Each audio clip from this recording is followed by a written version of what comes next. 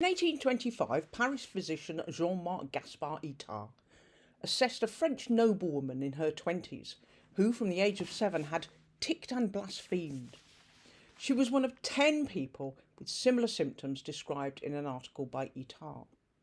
60 years later, in 1885, Georges-Gilles de Tourette, after whom Tourette syndrome would later be named, published an account of 9 patients, all of whom had involuntary movements and or vocalizations. One of them was the same woman. She was known as the Marquise de Dampierre in medical journals documenting her case. Her real identity was unknown for a long time. She was Ernestine Emilie Prendre de Guermantes, who, when she married, became Comtesse Picole de Dampierre. And I can't find a picture of her, so here is a picture of her obituary. At the time, Itard recorded her swearing tics, which would today be recognised as coprolalia, as being obviously in stark contrast to the lady's background, intellect and refined manners.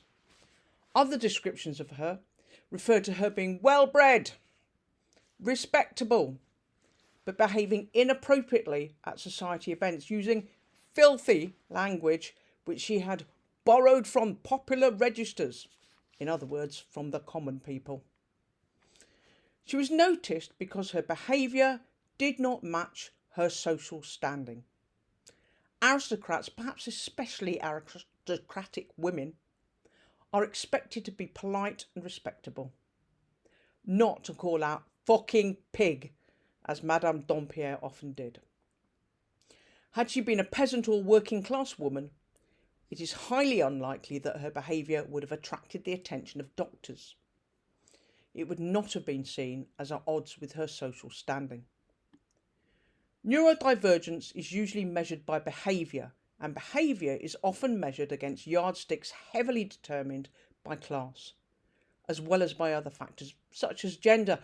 Madame de Dampierre's doctors thought that the cure for her swearing tics would be to get married. They were sadly disappointed. The conclusion from Madame de Dampierre's story? From the very beginning of its modern study, neurodiversity has been a class issue.